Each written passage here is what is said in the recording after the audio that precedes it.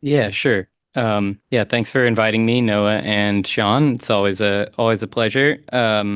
And yeah, I guess my background is studied neural networks, sort of how to optimize them, how to prove they converge in grad school. Then worked at that was at Berkeley. Joined Weights and Biases, the experiment management and ML ops startup, um, Series A to Series C. Did education for them, then did a full stack deep learning online course about how to deploy models in the pre foundation model or liminal foundation model era. And then now work for Modal, infrastructure company that helps people run data intensive workloads like ML inference. So, um, yeah. So then, oh yeah. So FSDL fans in the chat, like Sean, yeah, would love. Maybe we'll be able to do something under that banner again sometime. Um, but yeah. So wanted to talk today about running and fine tuning open source language models. Why would you do it? The answer is not always with both of these things. And then like some things about how, some like high level things. This course my understanding is oriented at software engineers who want to learn more about like running AI models and building systems around them. So that's kind of the background that I've assumed in a lot of these. And then, yeah, to kick us off, before we go through the slides, I'm actually going to do a quick demo. This is something that I got set up just yesterday. But like since it is, in the news, like quite literally. The let's run a local model, or rather run our own inference on a model. Let's run this DeepSeek R1 model that people keep talking about.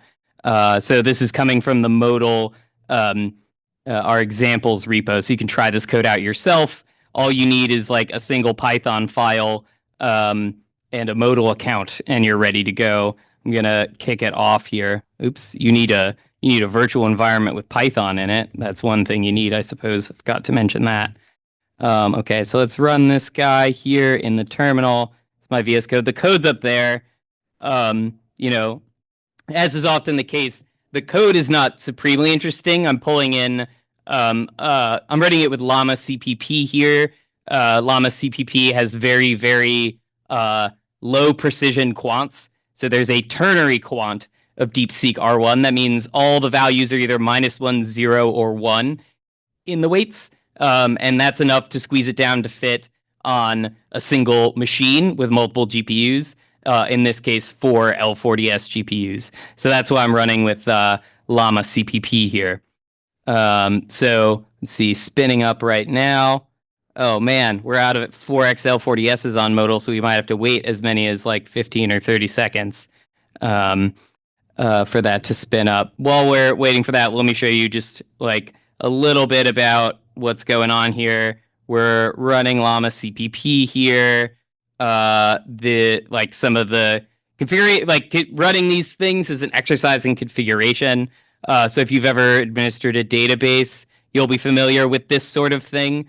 Or if you've run like compilation for a serious large project, you got your mysterious flags with mysterious arguments that control that like have meaningful impact on the performance. So controlling, in this case, the KV cache and setting the quantization precision of that, along with some other things for Llama CPP. Okay, so we had about a minute queue for GPUs. That's like a P95 probably for L40Ss on Modal. So sometimes you roll the dice and you get a natural one. But so it took us about 60 seconds maybe to spin this up and get a hold of four L40S GPUs. If this happens to you, DM me and I'll go smack our GPU cluster with a hammer um, and try and make it go faster. All right, so this is loading up all the stuff you need to do um, Llama to run DeepSeek R1. This is the model loader. Actually, turns out it's about 100 something gigabytes once you've quantized it down this far. These are all different layers here. Nothing too interesting in the model, like architecture itself. It's really the like data and the inference tech that DeepSeek built that's really the interesting part.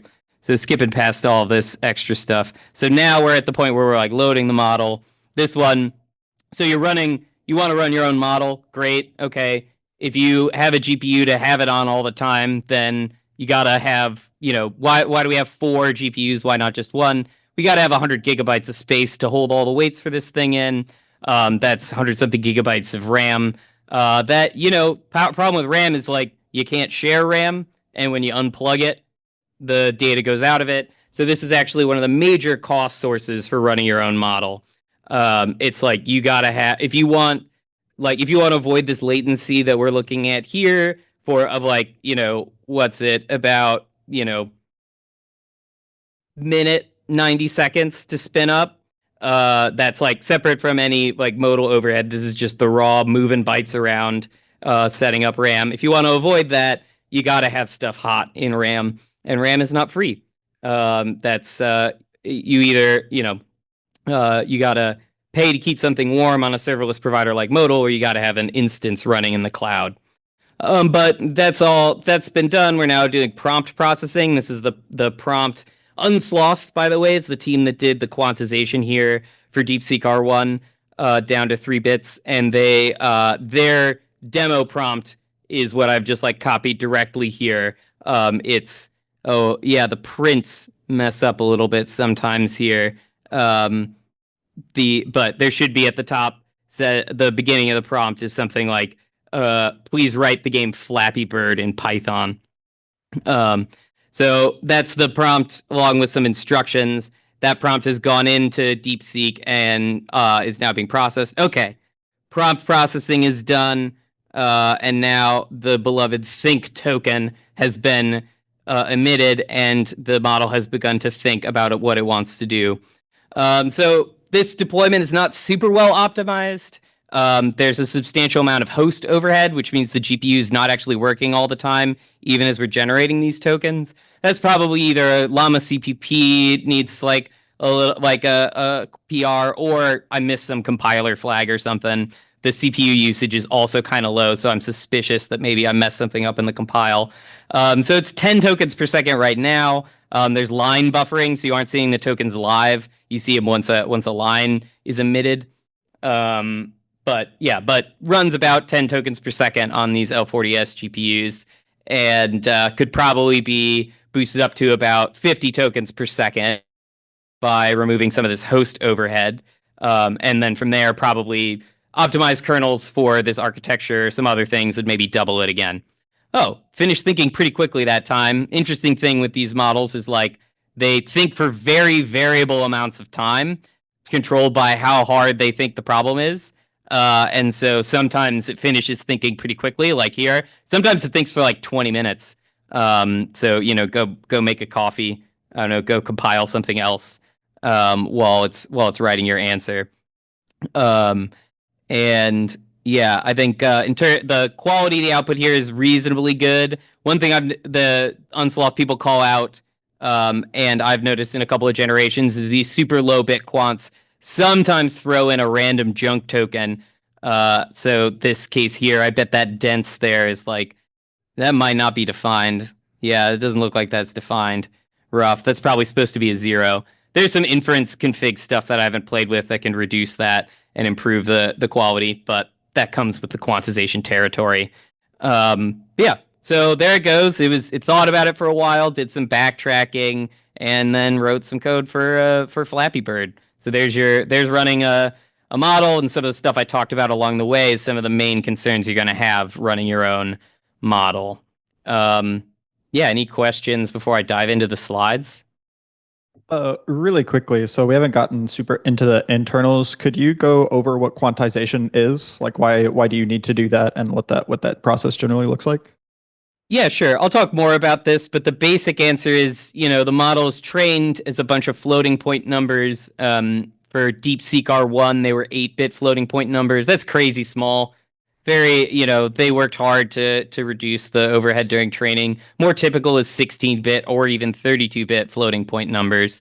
Default, in Python is often 64-bit floating point numbers, but that's like way too much for for neural networks most of the time. They don't need that level of precision. So you can save a lot on memory, which saves a ton on inference speed, especially in these low low user count settings, and heavy decode settings, like a reasoning model that produces a ton of tokens in response to a single input. Yeah, that helps a lot to decrease the memory footprint of the weights, even if that's all you do with your quantization. Um, but yeah, so there we go. It actually finished. I noticed a couple more typos in there. That's probably, yeah, should tune the inference config on there. There's like a top P, min P sampling thing that you can do that I haven't dialed in yet. Um, but yeah. Um, yeah, any other questions before we dive in? Yeah, feel free to interrupt me as we're going. Like, let's make this a little bit more, on the interactive side, ideally. Got a lot of slides, a lot to cover, but you know, kind of the what we cover is depends on what people are most interested in, you know.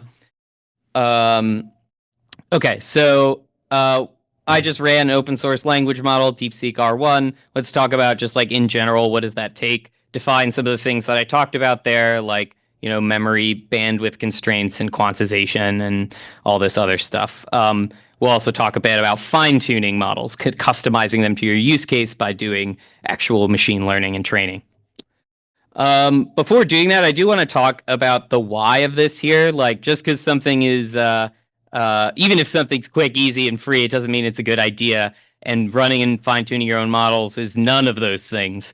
So you want to make sure you have a good idea why you want to do this.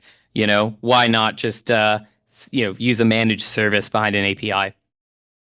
One of the primary reasons to do it is if you don't need frontier capabilities. So, like, if you don't need to run DeepSeek R1 to get reasoning traces for your, customer support chatbot that just needs to like ask them to turn the thing off and turn it back on again.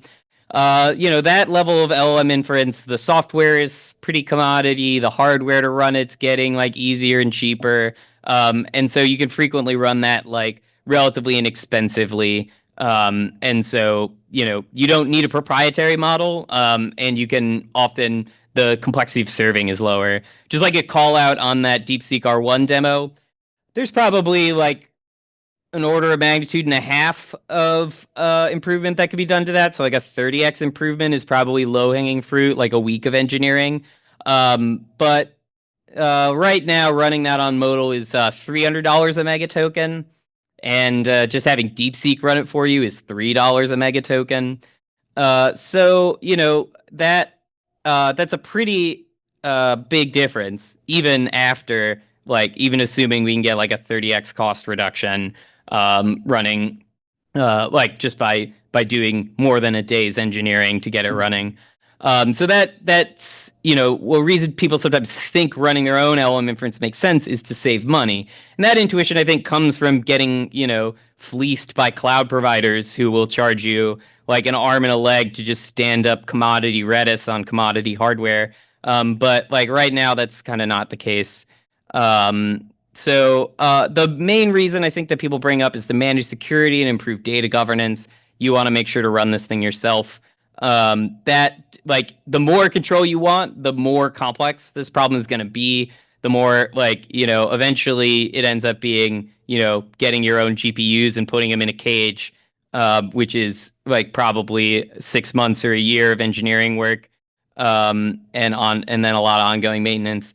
But at the very least, running it with a cloud provider, whether that's Modal or raw dogging AWS, can improve your like security and data governance posture. Not everybody wants to send data to untrustworthy nation states like the United States or China. Then like gaining control over inference is maybe the one that I would say is most important. It's like and most general. It's like API providers, there's only so much they can do. If they're proprietary, they got to hide stuff from you, whether that's reasoning chains in OpenAI's case, or like log probs also in OpenAI's case, or just like the increased customization decreases their ability to amortize work, to spread it across multiple customers, which is the way that they get things cheaper then you can run it yourself, sort of economies of scale. And so the more flexible the more different your deployment is, the harder it is for them to do that, you know, to run the this variety of workloads economically. I think over time, all of these things are going to lean more in the favor of running your own LLM inference. Like frontier capabilities will go off in the direction of artificial superintelligence or whatever. The like, but the like baseline capabilities that anybody can just download off of Hugging Face will just like keep on getting better. So we just saw reasoning O1 level capabilities six months ago. I told people you got to go to OpenAI for that. Now you can run it yourself.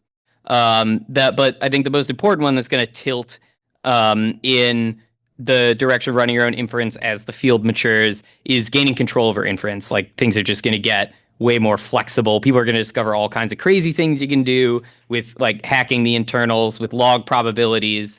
People will rediscover what everybody was doing in 2022 and 2023 with when people still had access to the models internals, and discover that it makes their lives better. And you'll want to run your own inference for that to control that. See a question, Juliet?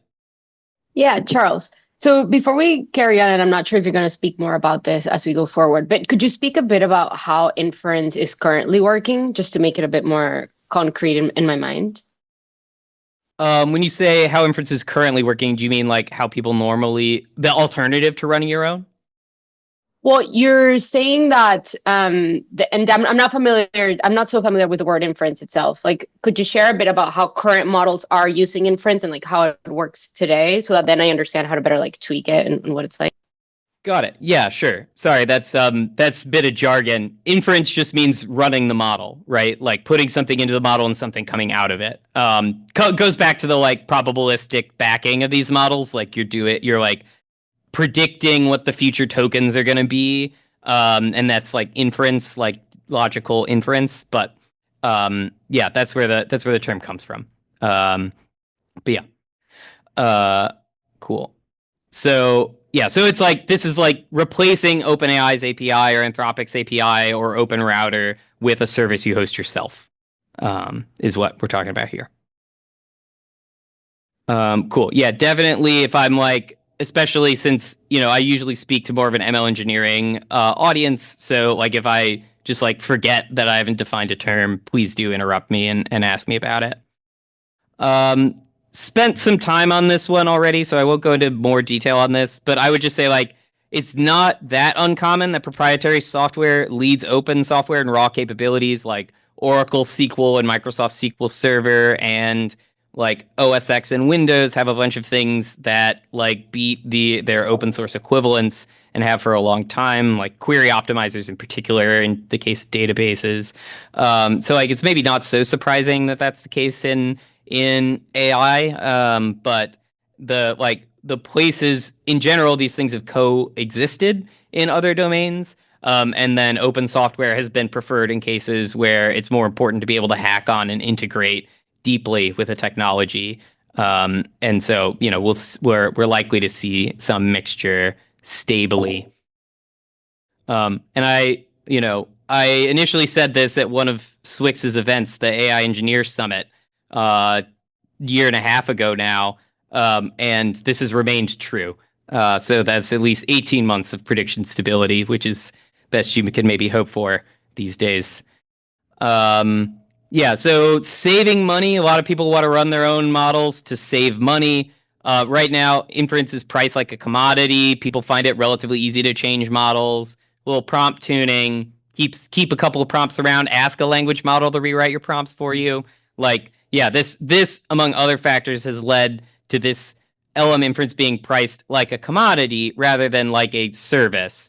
And so it's actually like quite difficult to run it more cheaply yourself.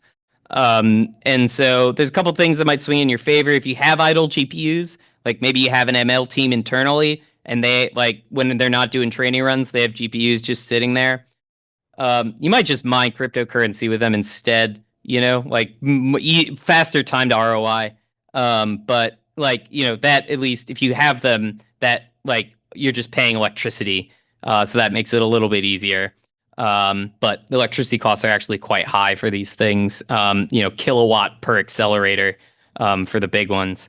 The like taking a really big generic model, one of these like foundation models like OpenAI's O1 model or Claude, and distilling it for just the problems that you care about into something like smaller and easier to run.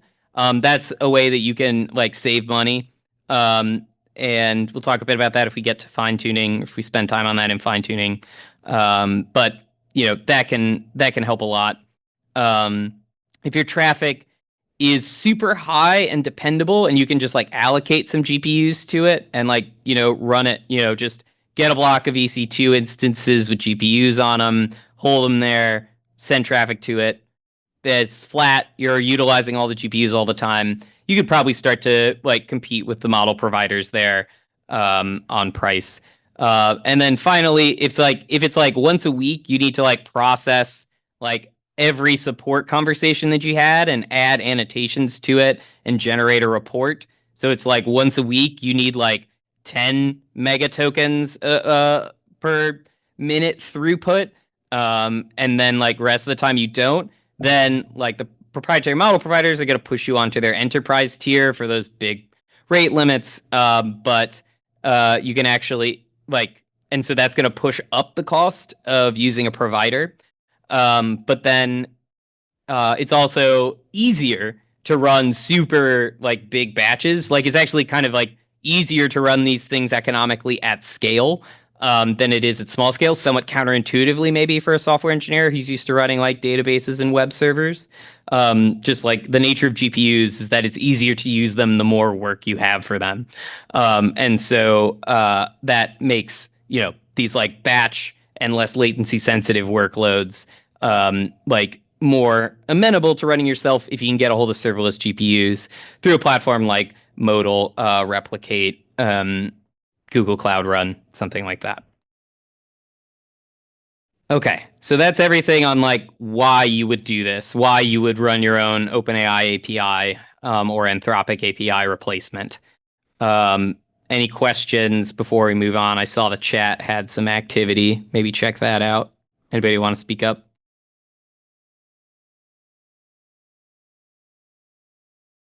No, I think we're just kind of adding color to inference stuff. Got it. Thanks for grabbing the chat. Okay, so let's start. Like I've already mentioned hardware and GPUs a lot, so let's talk about that a little bit more. Talk a little bit about like picking a model, then deep dive on like serving inference, a little bit on the tooling for it, then like fine tuning, like how do you customize these models, and then close out with thinking about observability and continual improvement. Okay, and yeah, link for the slides there. Of course, you'll be able to get it after the session. Okay, so picking hardware is pretty easy. Just use NVIDIA GPUs. Don't have to go any further. No, let me go into a little bit more detail about why that's the case. So Juliet wanted like a little bit more color and detail on what does LLM inference mean. So what LLM inference means is you need to take the like parameters of the model, the weights, this like giant pile of floating point numbers. Those are going to be sitting in some storage. You need to bring them into the place where compute happens. So like even if they're sitting in memory, like compute doesn't happen in memory. Compute happens like on chip inside of like registers. So you got to move all of that in. And the fun fact is like you actually need like pretty much every single weight needs to go in. So like for most models, you can just look at how many gigabytes is that model file, and that tells you how many bytes are going to need to move in to get computed on. So like you're running an 8B model in 1 byte quantization. That's 8 billion weights. 1 byte per weight. That's 8 GB. So you need to move 8 GB out of wherever they're stored and into the place where compute happens. And then like that happens like you're pushing tokens and activations through those weights to get out the next token. On your first iteration, you're sending in the whole prompt. And so you're sending in a whole prompt and generating an output token. So is guava a fruit? Yes. In the process of like pushing something through the weights, you can kind of rough estimation is that you want to do you want to do two floating point operations per weight. So that's like you want to multiply the weight with some number, and then you're going to add it to some other number. So that's two operations per weight. This is very napkin math, but again, like nobody should have to write this. Like very small number of wizards write the actual code here. The core thing is being able to reason as an engineer about like what the system's requirements are, and like how to kind of like with a database, you don't have to be able to write a B tree from scratch on a chalkboard unless you're interviewing at Google. But like you should know how indices work so that you can like think about queries and structure tables in a smart way. And so similarly here, I'm just trying to give you the like intuition you need for understanding this workload. So for this, we have 4 tokens. We've got one output. Yeah, we got 4 tokens coming in. We've got 8 billion parameters. So 8 times 2 times 4, that's 64 billion floating point operations. And then that gets us 1 token. Then we got to repeat this every time we want to generate another token. So we're going to move the weights, like they go into where they get computed, then back out. Because we're talking about like registers and caches here. If you think of your like low level hardware stuff, registers and caches. So they can't hold the whole weight, so they got to go in and out the whole time. Again, if you're a database person, you should think of like running a sequential scan on your database over and over and over again on like a billion row database. So it's wild that we can even run it as fast as we do. But this is the workload. The hard part about it is the scale. The easy part about it is that this is like relatively simple control flow at the core. So that makes it amenable to acceleration with GPUs. GPUs have a bunch of, like, if you look at the chip itself, this is the chip area. CPUs spend most of their space on like control flow logic, and then caches that hide how smart the CPU is being about like control flow and switching work. And then like relatively less is actually given over to the part that does like calculations, which is here in green. GPUs, on the other hand, are just all calculation, and they have relatively simple control flow, and like relatively less cache memory.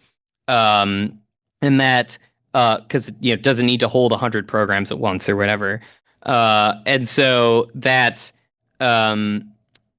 means you can really rip through a workload like this one that has like relatively simple stuff where most of what you want to do is just like zoom through doing simple math on a bunch of numbers. So that's why GPUs are designed for this, because it works well for graphics, which also looks like ripping through a bunch of math. Basically the same math on a bunch of different inputs. This graphics workload, but they've like tilted now even further in the direction of being specialized for running language models and big neural networks.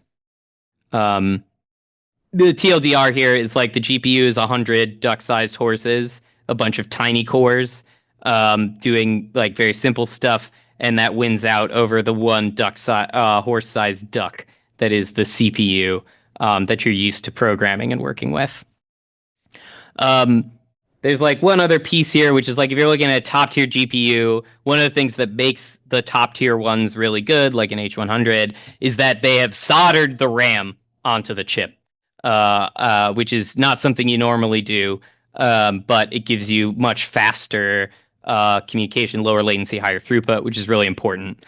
The memory is still slower than the math, which is really important if you like start to think about optimizing these things, but we don't have to go that deep. So the TLDR here is that it's like NVIDIA inference GPUs from 1 or 2 generations back are what you probably want to run with. The primary constrained resource is how much space there is in this memory to hold all those weights. It's the weights, and then later you're going to start adding things like past sequences you've run on in a cache, and then like there's never enough RAM. And so when you're looking at buying GPUs yourself for rent, or which ones to rent from the cloud, like look for the ones with more VRAM, and then this is a primary reason to want to like make your model weight smaller, to go from high precision floating point numbers to low precision floating point numbers, or even more exotic things, because they save space in that memory and they make it easier to move the things in and out. of memory and into where the compute happens. So like the thing you want is a recent but not bleeding edge GPU unless you like enjoy pain. So like most recent GPUs from NVIDIA are the Blackwell architecture. That's the 5000 series of GeForce GPUs, your like local neighborhood GPU, and then the like Blackwell B200s and similar data center GPUs. Generally, you're going to find that like you don't get the full speed up that you'd like because people don't compile for that architecture always and yada yada. And then like things are randomly broken. And then they're really hard to get a hold of and expensive. So the sweet spot is like one generation behind whatever OpenAI and Meta are training on. So like now that's Hopper GPUs. H200s were like free on Amazon, at least like on EC2 for a bit there a couple weeks ago. And then like Loveless GPUs like the L40S that I ran my demo on. Those are pretty nice. Loveless is the more, or sorry, L40S is the more inference oriented data center GPU. So data center GPU means like ones you're going to find in the public clouds. NVIDIA doesn't really let people put your friendly local GPU, the same one you can buy locally, buy and put in your own machine. They don't really let them run in the clouds unless NVIDIA is on the cap table. So like that doesn't work for AWS and GCP. So that's a data center GPU, and then an inference data center GPU is one that's less focused on connecting a whole shitload of GPUs together, like 10,000 or 100,000, with like a super fast custom network InfiniBand. And instead, they're like, you know, they're like more focused on just having like one reasonably sized, effective individual GPU. So I think the L40Ss are getting pretty mature, so I might recommend those. For a while there, the H100, which is really more of a training GPU, was kind of the better one. I think, yeah, just because the L40S was relatively mature. If your model's small, if you're running like a small model, like a modern BERT or like one of the 3 billion or 1 billion models, you can get away with running even a generation further back, and that's really nice, very stable. The Ampere A10 is a really real workhorse GPU, easy to get a hold of. You can transparently scale up to thousands of those on Modal when it comes time. So it's pretty nice. Just like a quick, since in part NVIDIA, is in the news these days, like why NVIDIA. AMD and Intel GPUs are like still but catching up on performance. So like nominally, you look at the sticker on the side that says like flops, and the AMD GPUs look good, and Intel Gaudi like looks pretty good. The software stack is way behind. There's a great post from Dylan Patel and others. It's semi-analysis, just like ripping on the AMD software stack. George Hotz has done the same thing. It's just pain. Like that's a bet the company move. It's like we can maybe either write the software ourselves or spend so much money on AMD chips that like AMD will fix this for us. That's not really a like, oh, I want to stand up a service kind of thing. Stick with the well-trodden paths. There's non-GPU alternatives. There are other accelerators that are designed, unlike CPUs, for super high throughput and low memory bandwidth. If you like TPU is the most mature one, the tensor processing unit from Google. Unfortunately, it's vary from Google in that they only run in Google Cloud, and the software stack is like pretty decent for them actually, like JAX, which can be used as a backend for PyTorch. But the like many things in Google, the internal software for it is way better than anything you'll ever use. And like you're second in line behind their internal engineers for any like bug fixes. So caveat emptor there. The Grok and Cerebras accelerators are still a little bit too bleeding edge. Like you could, at that point, you're like kind of not running your own LLM inference anymore. You're like having somebody else run it as a service for you on chips that they run. It's like kind of the way it works. It's unclear if they could do it. What's the word I'm looking for? Cost effectively as well. Those chips are very expensive to run. I would say any of the other accelerators you see aren't super worth considering. But in general, long term, I would expect this to change a lot. NVIDIA has like a very thick stack, like water cooled network cards that can do a little bit of math for you. Like that's crazy shit. And it's going to take a long time for anybody to catch up there. But inference is actually like pretty easy.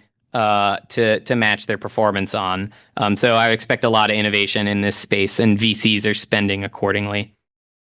Last thing I'll say is like the startup that I work on, Modal, it makes getting GPUs really easy. So like a lot of this is like high performance computing hardware. It's like normally a huge pain to get. You're like if you run a Kubernetes cluster, you know that heterogeneous compute makes you cry. There's a reason they call it taints. So Modal makes getting GPUs super easy. Just like add Python decorators, get stuff to run on GPUs. This is real code that our CEO ran to test our H100 scaling. Just like let me just run 100,000 times sleep one on an H100, and this is like all the code that you need to run that. I think in our enterprise tier, this would scale up to like I don't know 500 H100s or more. Pretty transparently. So when you need it, we've got it. Okay, so that's all. That's everything I want to say on hardware. Any questions about that stuff before I dive into talking about like kind of like the zoo of models? No, I think we're pretty good. Mm-hmm. I like the commentary on TPUs. Yeah, it'd be cool if they sold them. Like that would be great. I'd have one in my house, but yeah. Seems like So was that? they're eating all the ones they can make, so it's almost like a competitive advantage But like for. make more, Like how hard could it be to build a semiconductor foundry? Like I thought like why do you have why do you have a money printer if you aren't going to use the money for good stuff? Anyway, I'm sure they have great reasons for this. But yeah. Oh yes. Yeah, anyway, I won't go on any more tangents there, but DM me on Twitter if you want to talk more about this. Yeah, and also, oh yeah, I wrote a guide to using GPUs, modal.com/GPU glossary, GPU hyphen glossary. So if you're interested in this stuff, check it out. It's kind of intended to give you like the intuition for this hardware and like a little bit of debugging on the software stack. So, because most people didn't encounter anything like this in their computer science education, their boot camp, or, their working experience so far. So yeah. All right. So I could talk for hours about that, but let's talk about model selection. So like, what is the actual model we're going to run? My like one piece of advice that I like contractually obligated. It's like before you start thinking about like, oh, what model am I going to run? Like, how do I I want to like do a good job on this task. Like, make sure you've defined the task well and you have evals, like an ability to evaluate whether like you swap out a model for another one, is it better or not? You can start with vibe checks, just like run one prompt that you like that like helps you get good smell for a model, but that's gonna like that works for a very short period of time, like 10 inputs, 50 inputs. How long does it take you to write that out, like with ground truth answers? If it takes you an hour, like put on your jams and do it. Like that's like the length of Brat. Like just listen to Brat and write out 10 or 50 evals. Just because like it's kind of like test driven development where everybody says like write the tests, and then write the software. But in this case, like with test driven development, one reason people don't do it is because they can mentally run tests really well. Like I know what running a test, what a test was. I know all the different ways this code could misbehave. I don't have to write it out as a test. And if you're good, that's correct. If you're if you're bad at software like me, then you need the test to help you. But in this case, nobody is good at predicting the behavior of these models, and so like evals are really critical. Being able to like check, like is this actually improving things or not? So do this like even just 10 things in a notebook. Don't go and buy a eval framework to do this. Just like find a way to like run models, in the terminal in a notebook that helps you make these decisions like an engineer, not like a scientist like me. Okay, so model options here are still, I would say, limited but growing. I might drop the limited sometime soon because it starting to feel like we have options. Meta's Llama model series is like pretty well regarded and has the very strong backing of Meta. So like if I'm an engineer thinking about like which open source software am I going to build on, I actually think about that a lot, more so than like raw capabilities a lot of the time. And the key thing here is there's like a pretty big community like building on Llama, like making their software work really well with Llama, like doing things with Llama that you would otherwise have to do yourself. So neural magic, major contributor to inference framework called VLLM. They like quantize models for you, so they squish them down so they're a lot smaller. Like now you don't have to do that yourself. That's very nice. Noose Research does a lot of fine tuning of models to like remove their chat GPT slop behavior. So it's nice to have that. And RC AI will like mush together 5 different llamas to make like one pentallama that like weirdly works better than any of the 5 inputs. And then you don't have to do any of that yourself. Very nice. And then, like, because it's backed by Meta, you can expect there will be continued investment in it. Meta's been great about open source in other places, like, I don't know, React. So, maybe that's a bad one to pick because of the licensing thing, but they learned their lesson. So, like, Meta, you can build on Meta comfortably. DeepSeek model series is on the rise. Not the first, model series out of China to catch people's attention. The other one being Quen. There's slightly less tooling in integration than the Llama model series, but an important thing to note is that it is released under the MIT license. So the model weights are released under like a normal open source license that the open source initiative would put their stamp on. But the Llama model is under a proprietary license that says, for example, if you're Amazon or Google, you can't use this. Not literally, but effectively. And so it's and like a couple other things that make it less open, slightly less open, might make your lawyers nervous. So there's maybe DeepSeek will just push Llama to go MIT. Inshallah, that will happen with Llama 4. There are others to pay attention to. Takes a while. Like you might see a shitty model come out of a model training team, or sorry, you might see a non-state-of-the-art model come out of a model training team, but that doesn't mean that the team is bad. It's just that it takes a long time to get like really good. So ones to watch are like the Allen Institute's been putting out some good models with the Olmo series and the Molmo model. Microsoft's been doing their small language models with Phi. Mistral's it has been a bit quiet for a bit, but they keep putting out models. And Quen, maybe in the future, the enterprise cloud homies Snowflake and Databricks will put out really compelling models. Mostly Arctic and DBRX are fun for research reasons rather than raw capabilities. But yeah, that's kind of, small number of options, a little bit more like databases in the like late 90s, early 2000s than databases today where like, everybody and their mother has like has their own data fusion, analytic database, but yeah. A little bit about quantization. So I've mentioned this a lot.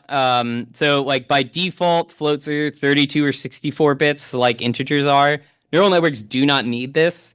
Digital computers that you're used to programming are very precise. They go back to this, pardon me, the like Z2 by Konrad Zuse. He made like this, basically a clock that was a computer. Like physical plates were being pushed around. And this is like, I think this is an AND gate. Or an XOR gate. So it only moves if like one of the 2 plates on one side moves forward. So it's like very physical clockwork. That's the lineage of digital computers.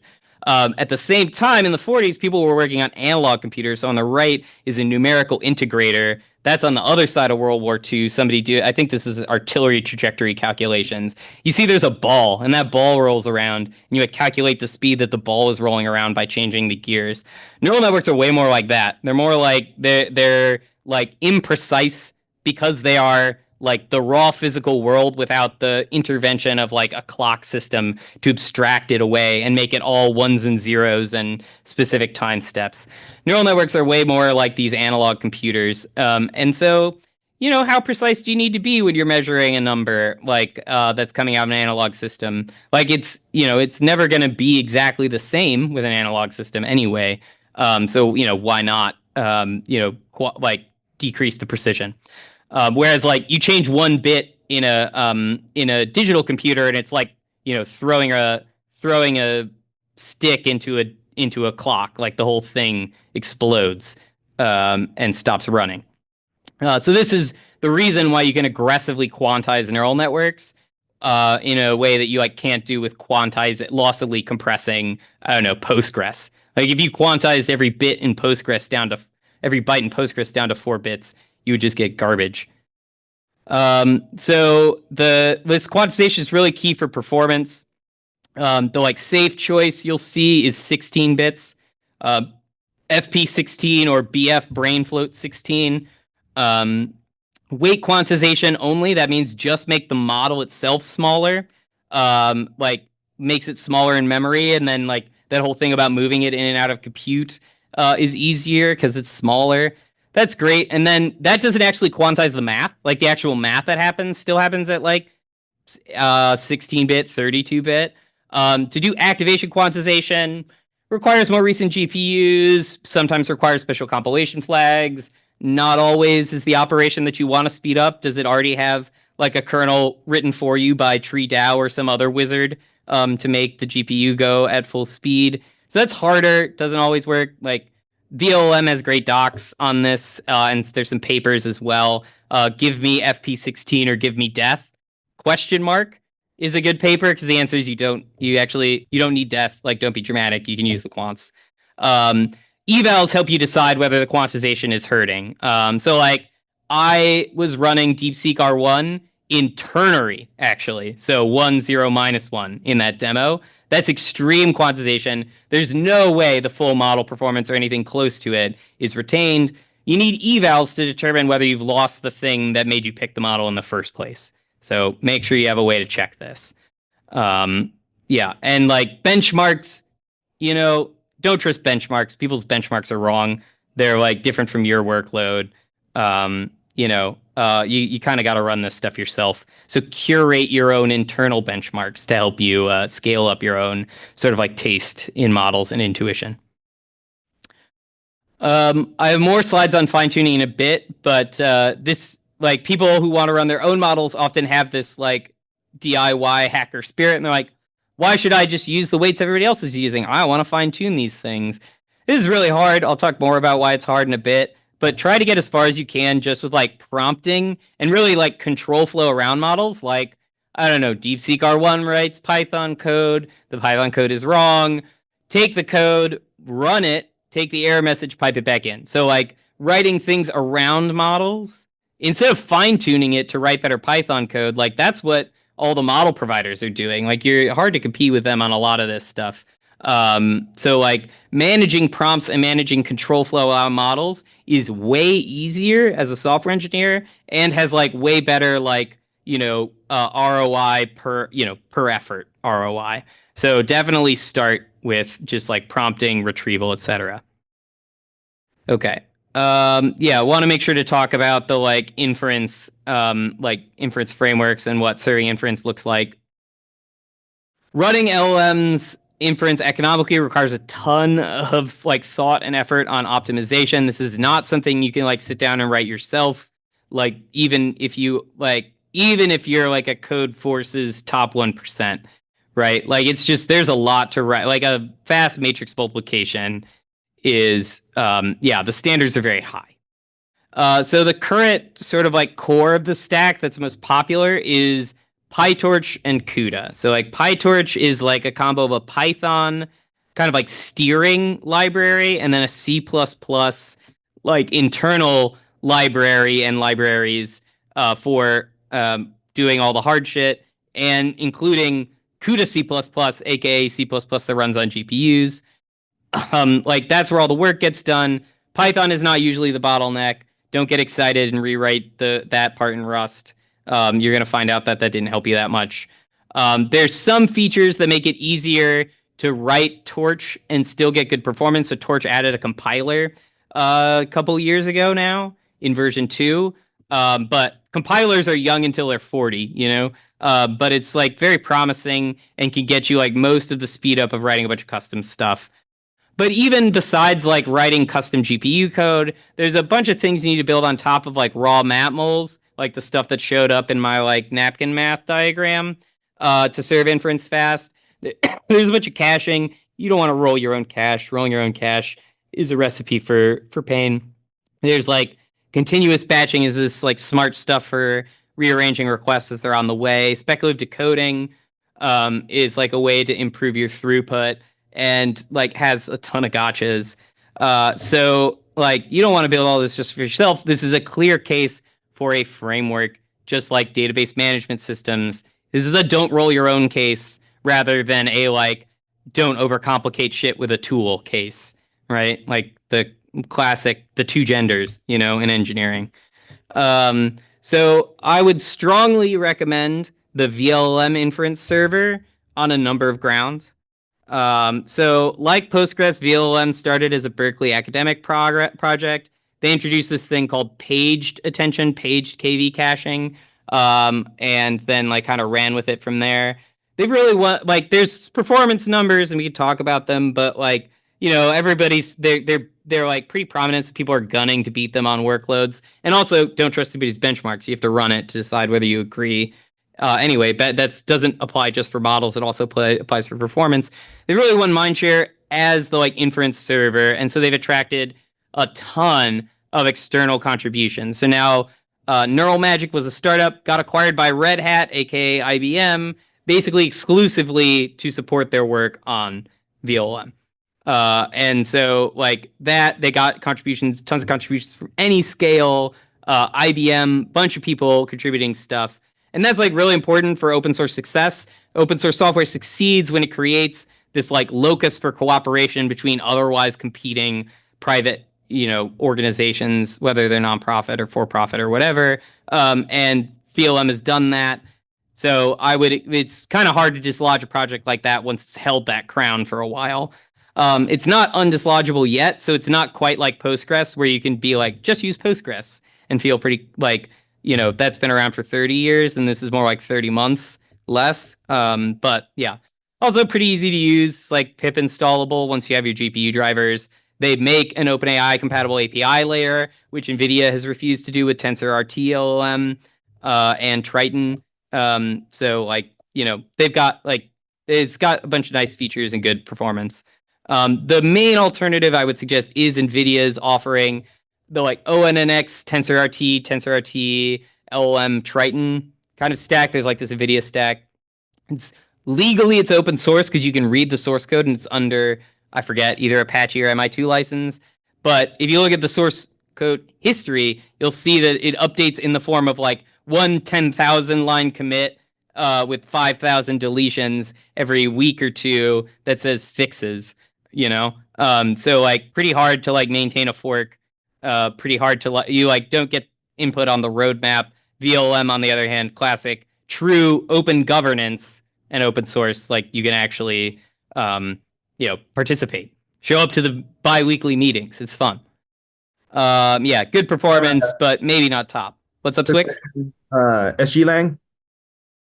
Yeah, SGLang, there's some cool stuff. Like they have this nice like interface for prompt programming that's kind of cool. And like sometimes they beat VLM on performance. But yeah, like with open source projects, you win when you can draw the most contribution. So I feel like even if SGLang is like winning over VLM in certain places currently, I doubt that will persist. But we'll see. SGLang is another good one to look at. Yeah, okay. But my impression was that they're both from Berkeley, and I thought like basically SGLang is kind of the new generation of like its anointed successor, but yeah, we'll see. We'll see. I don't think they've attracted the same degree of external contribution, which is important. But they try to do it. Yeah. Okay, cool. Yeah. But yeah, good call out. These slides, that part of the slide's a little bit older, so I should maybe bump SGLang up to its own part. If you're going to be running your own inference, like this is a high performance computing workload. It's an expensive workload. Performance matters. Engineering effort can do like 100x speedups and can take you from hundreds of dollars a megatoken to like dollars or tens of dollars a megatoken. So you will need to debug performance and optimize it. And the only tool for doing that is profiling. So you're gonna want to like, you know, even if you aren't writing your own stuff, like if you're just using VLM, if you want to figure out what all these flags do and like which ones you should use on your workload, you're gonna want to profile stuff. There's like built-in profiler support in VLM to try and make it easy. So PyTorch has a tracer and profiler. That's kind of like what VLM integrates with. There's also NVIDIA Nsight, both for creating and viewing traces. That's their like slightly more boomery, like corporate like performance debugger. Got a lot of nice features though, can't lie. But yeah, it's the same same basic tracing and profiling stuff, except there's like work on the CPU and on the GPU, so that makes it a little bit harder. I would also just like generally recommend, if you're thinking about this a lot, like running a tracer and just looking at the trace a couple of times for language, for like PyTorch, VLM, whatever. Just because like you learn a ton from looking at a trace of an execution, like all the function calls, all the stacks that like resulted in your like program running. Like no better way to learn about a program. Like I prefer it to reading the source code. That's where I start, and then I go back to the source code to figure out what things are doing. It's like way easier than trying to like build up a mental model of a programming model and concurrency implications, etc. Just from reading source code. It's unnatural. You know, humans were meant to like observe processes in evolution, not as programs. But yeah, so some recommendations for tools there. We also have some demos for how to run this stuff on Modal if you want to try that out. As a first pass for GPU, like GPU optimization for like, okay, is this making good use of the GPU? Very first pass is this number, GPU utilization. That's like, what fraction of time is anything running on the GPU at all? So that catches like, I don't know, if you looked at my DeepSeek R1, you would see that this utilization number is really low, like 20%. That means the host is getting in the way a lot and stuff isn't running on the GPU a ton. This is not like model maximum flops utilization or model flops utilization. This is not like what fraction of the number NVIDIA quoted you for flops that you're getting. This is way far away from that. This is just like, this is a like smoke check. Is the GPU running what fraction of the time? You would like for this to be 100%. Like this is yeah, that's an attainable goal. 95 to 99%. Unlike CPU utilization, that's not a problem, that's a goal. So GPU utilization here is like a first check. Problem is, just because work is running on a GPU doesn't mean progress is being made or that work is efficient. So the two other things to check are power utilization and temperature. Because fundamentally, GPUs are limited by like how much power they can draw to like run their calculations and how much heat that generates that they need to like get out of the system in order to keep running without melting. So you want to see power utilization 80 to 90, 80, 100%. And you want to see GPU temperatures running like high 60s Celsius for the data center GPUs, maybe low 70s, but like pretty close to their thermal design power, maybe 5 to 10 degrees off of the power at which NVIDIA says like, whoa, warranty's off. That means you're most likely making really good use of the GPU. Whereas like this GPU utilization 100% that we have here on the left is actually a deadlocked system. It's like two GPUs are both expecting the other to send a message, you know, like two polite people trying to go through a door. And so they're both like executing something because they're both being like waiting for that message, dog. But they aren't making any progress and the system is hung, but it has 100% GPU utilization. So it's a you know, you won't see that often if you're running like an inference framework. But it is something to watch out for, and why on Modal, you know, I learned Rust in order to be able to add these to our dashboard. I think it's that important to show it to people, the power and the temperature. Cool. All right. So I do want to talk about fine tuning since it was in the title. Conscious of time. So I'm going to rip through this, and then if we have more time, we can like dive deep via questions. Sound good, Sean, Noah? Thumbs up? All right. Yeah, that's great. All right, yeah, fine tuning. So fine tuning means taking the weights of the model and using data to customize them, not via RAG, but by actually changing those numbers. So when does it make sense to do that and make your own custom model?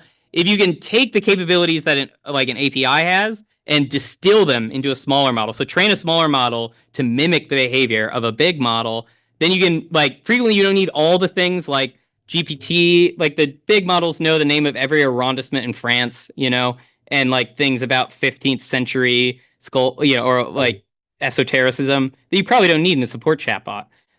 So like a smaller model with less weights, less like room to store knowledge, can probably serve your purposes. I think of this a bit like a Python to Rust rewrite. Like you start off when you aren't sure what you need. You write in Python because it's easy to change, just like changing a prompt is easy, and like switching between proprietary model providers is easy. Upgrades are easy. But then once you really understand what you're doing, you like rewrite it in Rust to get better performance. And then like that Rust rewrite is going to be more maintenance work and harder to update, yada yada, but it's going to be 100x cheaper or something. And so both the good and the bad things about that kind of rewrite, like it's a very similar engineering decision in terms of like, yeah, technical debt, feature velocity, cost of engineers, all this stuff. There's a nice product called OpenPipe that will help you steal capabilities as a service. So maybe check them out. If you want tighter control of style, like you want it to always respond in the voice of a pirate and never break kayfabe, Finetuning is pretty good at that. Like relatively small amounts of data can do that. It's pretty bad at adding knowledge. That's usually better to do search or retrieval, which is what people call RAG. Like get the knowledge from somewhere and stuff it in the prompt. Prompts can get pretty big these days. So like you can actually, your search doesn't have to be as good as it needed to be a year and a half ago. Like you can get like vaguely the right information, put it in the prompt. The holy grail would be for you to define a reward function of what does it mean for this model to do well. Maybe that's customer retention, NPS, whatever. And for then you to do ML directly on those rewards to optimize the model for that. That's the holy grail. Like then, you could just sit back and like monitor that RL system, and then like you would magically make that reward number go up.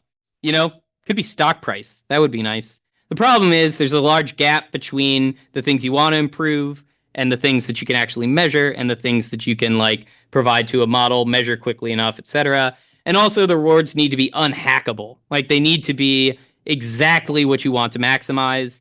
These like, when you do ML is like paperclip maximization. It's like, you told me to make this number go up. I'm going to make this number go up. Imagine like the brooms from the Sorcerer's Apprentice.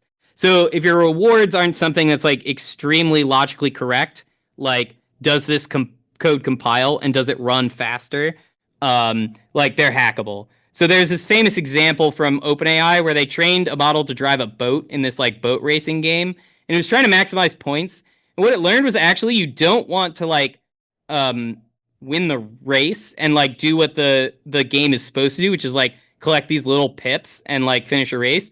If you want to score max, what you actually want to do is find this tiny little corner and slam against the wall repeatedly, picking up this like bonus item that respawns, and just like slam against the wall over and over again and pick up the bonus item when it spawns. Very inhuman. Like more like a speed runner playing a video game than like a normal human.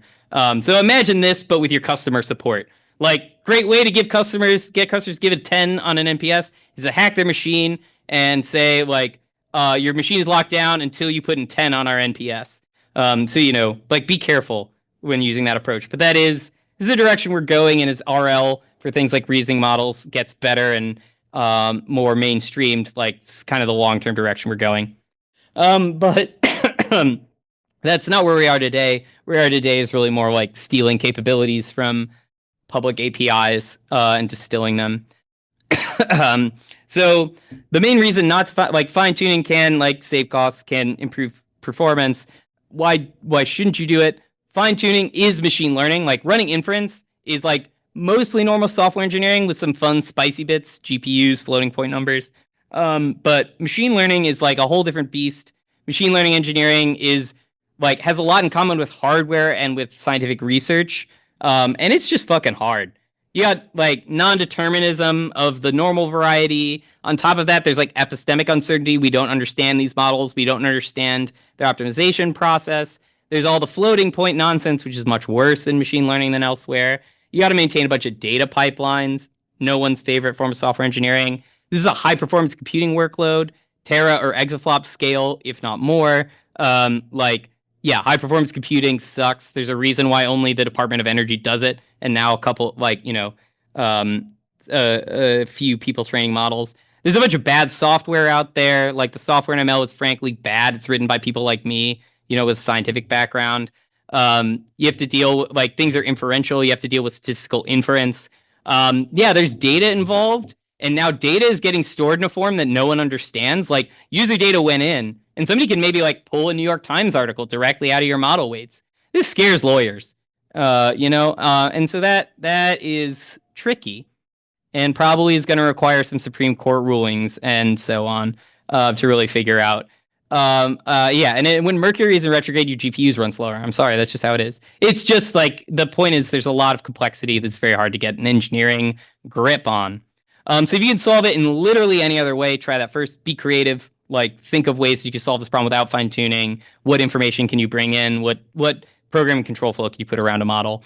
Like distillation is the easiest ML problem because you're using an ML model to mimic an ML model, and that like you can write down the math for that. It's perfect. It's very easy. Like there's a notion of a data generating process in the real world that's like the climate of the planet Earth. But in distillation, it's like an API call, much easier. So like if you have never fine tuned before, definitely start with stealing capabilities from OpenAI, aka distillation, rather than anything else. To do this, you're going to need even more high performance hardware. I focused on running models at the beginning. Fine tuning like blows out your memory budget, even with these like parameter efficient methods that are out there. Like kind of what happens during training is you run a program forwards and then you flip it around and run it backwards. So that puts a lot of extra pressure on memory. Then you also during training you want lots of examples so the model doesn't like learn too much from one specific example, and you also want large batches to make better use of the like big compute, and to like make better use of all the those floating point units. So that puts pressure on memory. And then optimization just in general requires some extra tensors that are like the size of or larger than the model parameters. Some arrays, some extra arrays of floating point numbers, like that are at least the size of the model parameters themselves. So you've got like gradients and optimizer states. These are like basically like 2 to 10 extra copies of the model weights are going to be floating around. There's ways to shard it, but like you can't get around the fact that a lot of this stuff just needs to be stored. So that like you're going to need 80 gigabyte GPUs, or 32 of them connected in a network. And yeah, that the software for that is pretty hard or pretty rough. I already talked about how hard machine learning is. It's like there are software engineering practices that can prevent it from being made harder. I worked on experiment tracking software, weighted biases. That said, like I worked on it for a reason. It's like when I was training models, the thing I wanted was being able to like store voluminous quantities of data that come out of my run. Tons of metrics, gradients, inputs, outputs, loss values. Like there's just a bunch of stuff that you want to keep track of, on top of like very fast changing code and configuration. And so you want a place to store that. The software is hard to debug. You don't know where the bugs are. So you want to store like very raw information from which you can calculate the thing that reveals your bug. This is actually like I would say like Honeycomb, their approach to observability is very similar. This is like observability for training runs. Observability is like recording enough about your system that you can debug it from your logs without having to like SSH in. Same thing with model training. So yeah, weights biases, hosted version, Neptune's hosted version, ML Flow, you can run yourself. Yeah. You can. TensorBoard. Yeah, so TensorBoard, you have to run TensorBoard yourself. There's no real hosted service for it. I think they shut down TensorBoard.dev. So even if you're willing to make it public, you can't even use TensorBoard.dev anymore. Oh. Yeah, that's my most sad kill by Google, because it hits me personally. Or maybe happiest because I'm a shareholder in Weights and Biases. But yeah, so yeah, TensorBoard is really good at like a small number of experiments. It's bad at collaboration and bad at large numbers of experiments. Other like experiment tracking workflows that have gotten more, or experiment tracking solutions that have gotten more love, like the venture-backed ones or the open source ones, are better for that. So you can, I would say, like a lot of software engineers come into the ML engineers habitat and are pretty disgusted to discover the state of affairs. So like you definitely do like in general as a software engineer entering this field, you will be disgusted and you should push people to like up their SWE standards. But there's actually a lot of benefit to fast moving code in like ML engineering. It is researchy in that way. So like you do want fast iteration. A lot of software engineering practices are oriented to like a slower cycle of iteration and less interactive iteration. So like the detente that I've found works is like build internal libraries like in normal code files, but then like kind of use them via Jupyter notebooks so that you can like poke prod like run ad hoc workflows, etc. And then as soon as something in a Jupyter notebook starts to become like regularly useful, like pull that out into your utils.py at the very least, if not like an internal library. Um, so yeah, Noah mentioned at the beginning, and or I forget, maybe it was just me. Anyway, full stack deep learning course I taught in 2022 still has like the basics of how to run like ML engineering. The main thing that's changed is that we're talking about fine tuning here, and back then we were talking about training from scratch because the foundation model era was only beginning. But the basic stuff in there, like the YouTube videos, the like lecture level stuff is all still, I would say, like pretty much solid gold. And then the code's rotted a bit, but it's at least vibes level helpful. Um, okay, the observability stuff is like less interesting and relevant. The like main point is like the eventual goal with any ML feature is to build a virtuous cycle, a data flywheel, a data engine, something that allows you to capture user data, annotate it, collect it into evals, and improve the underlying system. This is like if you're running your own LM inference, like one of the ways you're going to make this thing like truly better than what you could get elsewhere is building your own custom like semi self-improving system, or at least continually improving system, based off of like user data. There's some specialized tooling for like collecting this stuff up, whether it's like offline style with something like weights and biases weave. See Sean's recent conversation with Sean from Weights and Biases on how he used weave That was among it. other tools to win at SWE-bench. Yeah, and Thomas came on Thursday and went over Weave. So that Oh, they've nice. kind of a Okay. very Yeah, thorough understanding that's pure of Weave. product on Weave. Plus, Sean. Oh wait, in this class or somewhere else? Yeah, Oh, in this class. yeah, Awesome. yeah. Great. Thomas came in on Thursday and did like an hour and change on Weave. Nice. Yeah. So I would say like Weave is really good for this like offline evals, which is like collect up a data set, like kind of run code on it. The code in the data set like co-evolve, and this is like very much how an ML engineer approaches evaluation, coming from like academic benchmarking really originally. And then there's like a different style of evals. I don't know if you're going to have anybody from like LangChain or Llama Index or one of these other people who are also building these like observability tooling.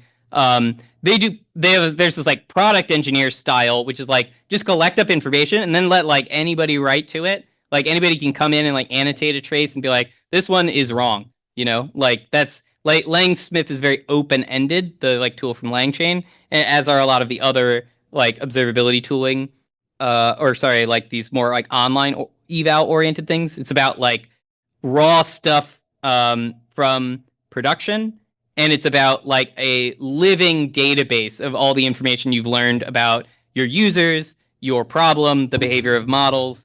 And so it's this like very dynamic, active artifact, which has its place. I think the more you need input from people who are not you to evaluate models, like for example, is producing medical traces and you are not a doctor, as opposed to producing code and you are a programmer, then like being able to bring in more people is more helpful. And so there's utility to these like more online style things. You could also actually like build this stuff yourself. One thing I will say is like, these people don't know that much more about running these models than you do and like getting them to perform well. And the like workflows are not really set down for this. So with experiment management, like that's been pretty figured out. It's like an older thing. And like, so there's lots of the tooling has like good ideas baked into it and will teach you to be better. These tools are like, they're in the design partner phase, aka the provide free engineering and design work for somebody you're also paying a service, for a service phase. So, if you have a good internal data engineering team, that is good at, say, like an open telemetry integration, would love to, set up a little ClickHouse instance or something, and like, and that's like exciting to you, the prospect of putting something like that together, you or somebody on your team, you can build your own with something like this, and then the front end people can like hack on the experience. So like Brian Bischoff at Hex is like big on this because Hex has both really incredible internal data engineering and they're a data notebook product, so they can actually dog food their product to do their evaluation of their product. So not everybody's in the situation to be able to do that, but it's like a bigger fraction than it is with some of the other stuff that we've talked about. More tilted in the build direction than the buy. Okay, so that's everything. I'll do my like quick pitch here. I mentioned at the beginning, like if you want to run code on GPUs in the cloud, Modal, it's an infrastructure provider that I'm working on. That like I joined this company because I thought their shit was great. I was like talking about how much I liked it on social media, and they're like, "What if we paid you to do this?" And I was like, "No, I love this so much. Please don't pay me to do it, because then people won't trust me when I tell them it's goated." But eventually, I gave in. Now I work at Modal, and they pay me to say this. The same thing I was saying before, which is Modal is great. It's like you pay for only the hardware you use. Important when you're when the hardware is so expensive. They built the whole like all the infrastructure is built from the ground up. In Rust, BTW, to like design for data intensive workloads. There's a great podcast with our co-founder with Sean that like completely separate from like learning about Modal. It's just like you like gain 10 IQ points or like 10 levels in computer infrastructure from like hearing the story, like learning about the software that was built and how they sped it up. It's also a great data council talk on it, just designed to run stuff fast. And then unlike other serverless GPU narrow sense providers, like Modal has code sandboxes, web endpoints, makes it easy to stand up a user interface around your stuff. So like that's why I like ended up going all in on Modal. It was like, wow, not only does this run my models, but I like learned how to properly use Fast API from like Modal's integration with it.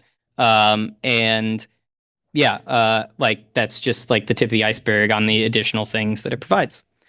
So like that can be for running your fine tuning jobs if you've decided you want to distill models yourself. It can be just running the inference and being able to scale up and down and handle changing inference load and make sure you're filling up all the the GPUs that you're using.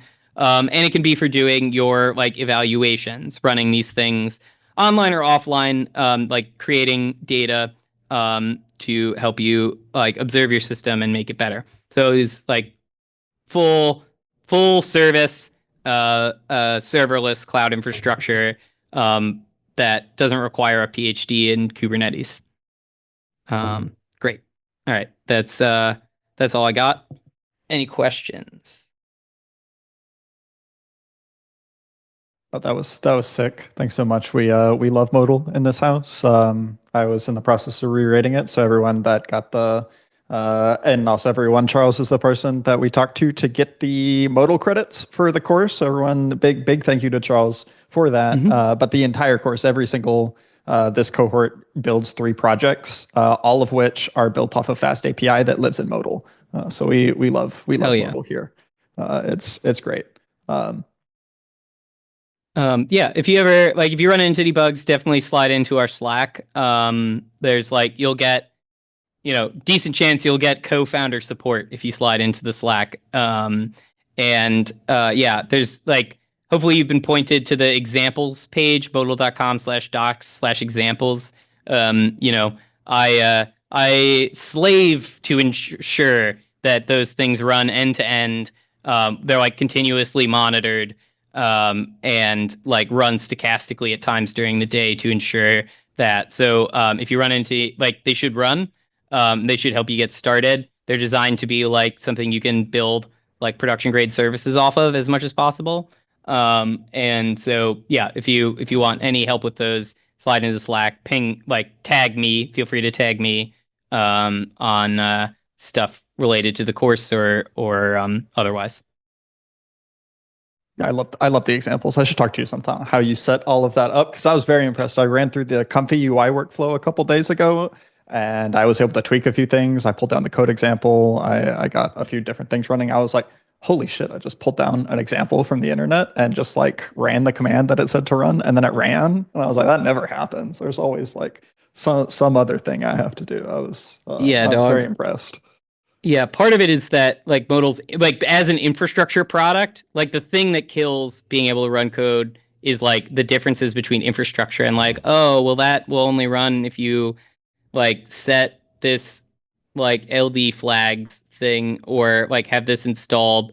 Like it works on my machine. See, the thing about the modal examples is they all work on my machine, and my machine is modal, which you can also run them on. So that like that does make it a lot easier. I think that's generally true for being able to share like things that run on modal within your team, making it easier to do that. Then, uh, but then separately, like yeah, the trick and this is actually like an engineering trick that is surprised it took me this long to learn. It's like there's tests and there's monitoring.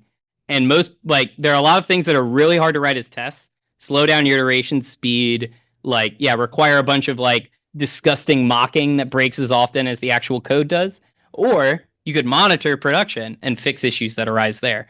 AKA do both. So like yeah, that's important trick for the modal examples, but also for all the things you would maybe run using as part of running your own language model inference or running your own AI powered app. It's like monitor the shit out of this thing. Awesome, cool. Well, before we let Charles go, does anybody have any questions? I know, I'm sure given everyone's background here, there's a lot of, everyone's brain feels very full with all of the hardware architecture that you just learned and terminology. But just want to open it up for anyone. I think I'm just I'll kill time while people ask questions, but like I think that it's always intimidating for people like sort of running their own models and fine tuning them. Um, I'm just like like what's a really good first exercise that you could probably you have some tutorials on Modal that you would recommend people just go through. Yeah, running your own model. I would actually say like if you don't have a MacBook like M2 or later with a at least 32 gigabytes of RAM, go ahead and buy one of those. Get your company to buy it for you. Um, so that turns out to be actually like a really incredible machine for running local inference. Has to do with the like memory bandwidth stuff that we talked about, like moving the bytes in and out really fast. And so that I would actually say like that was the first thing I did, like back when you had to torrent llama weights. That like running it locally, and there's good tools like out there for this. Olama. You can also use the same thing you would run on a cloud server like VLLM. Uh, that is like that's probably the easiest way to get started with running some of your own inference, and then the like cost is amortized more effectively, and you can use it for other stuff. The computer that you're using for this. So that's actually probably my it's bad modal marketing to say that, but I would say like there's people like to be able to poke and prod. If you don't already know modal, like I know modal well enough that now it's like not any harder for me to use modal to try these things than to run it on my MacBook. But it takes some time, and like everybody knows how to use a command line as part of becoming a software engineer. So yeah. So that's my primary recommendation for fine tuning. I would say like distilling a model is the easiest thing to do. Besides like I guess our demo for fine tuning, which I didn't have time to show, it's like fine tuning something on somebody's Slack messages, so that it talks like them, and that's easy, fun. Like the stakes are low, and like and it teaches you some things about the software and about like fine tuning problems. But then like to really understand what it means to like fine tune in pursuit of a specific objective, it's like distillation of a large model. Uh, yeah, I totally. I did insert a little comment about what distillation means because apparently a lot of people kind of view like just training on output of GPT-4 as distillation. but the purist would be like you have to train on the logits. Oh yeah, the like teacher student methods. Real Yeah, distillation is real different. distillation. Yeah. Oh, so I guess maybe that's a reason to run models. Run your own models to be able to get the like raw output of the model is not tokens, it's probability for every token. And so like that's a much richer signal for fine tuning off of, and so that's what people prefer. um, but I guess I was thinking of it in the like looser sense that most people talk about today, which is just like training to mimic the outputs of the model. Yeah, create a synthetic corpus of text. Yeah. And when you run a model in production, you're creating a synthetic corpus of text, like you're creating like synthetic corpus of text um, is somewhat intimidating sounding. I say as somebody who's used a lot of intimidating sounding like jargon. But like really what that like the simplest synthetic corpus of text is like all the outputs that the API returned while it was running in prod. Like that's a great thing to fine tune on. I just I just linked an example here where someone distilled from R1, and it was pretty effective. And it took 48 hours and a few H100s, and that was it. Not that expensive. Nice. Yeah. So Modal will do fine tuning jobs up to 8 H100s and up to 24 hours. We're working on features for like bigger scale training, and both longer in time and larger in number. But yeah, I would say there's also like a pretty strong argument for keeping your fine tunes as like small and fast as possible, to be able to like iterate more effectively and quickly. Because like it's fun to run on 1,000 GPUs or whatever. Like there's like this frisson of like making machines go burr. But then when you need to like regularly execute that job to maintain a service that you've promised people that you will keep up, then it starts to get painful because reliability, cost, it's like ungodly slow. Like it's 48 hours is a long time to wait for a computer to do something. Even if it is like an exaflop of operations. So, definitely when starting out with fine tuning, go for the like smallest job you can. Got it. Okay. All right. I've hogged the mic enough. Who's questions? Anyone?